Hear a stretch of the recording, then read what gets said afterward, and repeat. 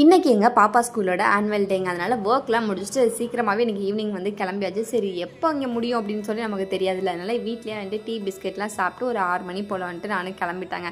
சரி பக்கத்தில் தான் அப்படின்னு சொல்லி நானும் நடந்து போகலாம் அப்படின்னு சொல்லி தான் முடிவு பண்ணியிருந்தேன். ஸோ பக்கத்து வீட்டு பாட்டி எல்லாருமே வந்திருந்தாங்க. சரி அவங்க கூட அப்படி நடந்தே போயிடலாம் அப்படின்னு சொல்லி பார்த்தா அது ஏதோ 2 கிலோமீட்டர் தூரங்க. நானும் பைக்கில் தான் போயிருக்கேன்னா ஸோ நடந்து இப்போ தான் ஃபர்ஸ்ட் டைம் போயிருந்தேன். ரொம்ப தூரமாக இருந்துச்சு. அதுக்கப்புறம் ஸ்கூலுக்கு வந்தோன்னா அண்ணிலாம் இங்கே இருந்தாங்க. அவங்களாம் பார்த்துட்டு அப்படியே போயிட்டு நாங்களும் ஃபங்க்ஷனில் வந்து அட்டன் பண்ணியாச்சுங்க.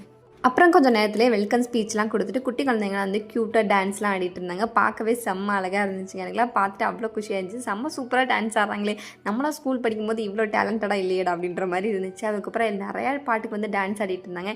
எங்கள் பாப்பா வந்து இந்த அவதார் டான்ஸில் தான் இருக்கேன். எங்களுக்கு சத்தியமாக எங்கே இருக்கான்னு சொல்லி எங்களுக்குமே தெரில. சரி அதுக்கப்புறம் டான்ஸ் ஆடிட்டு வரட்டும், அதுக்கப்புறம் வந்து பார்த்துக்கலாம் அப்படின்னு சொல்லிட்டு தான் நாங்களும் நின்றுட்டு இருந்தோம். அதுக்கப்புறம் வந்தோன்னே எங்களுக்கு நேருக்கு நேர் பார்த்தே எங்களுக்கு வந்து அடையாளம் தெரில, என்னடி பண்ணி வச்சுருக்காங்க ஒன்று அப்படின்ற மாதிரி இருந்துச்சு.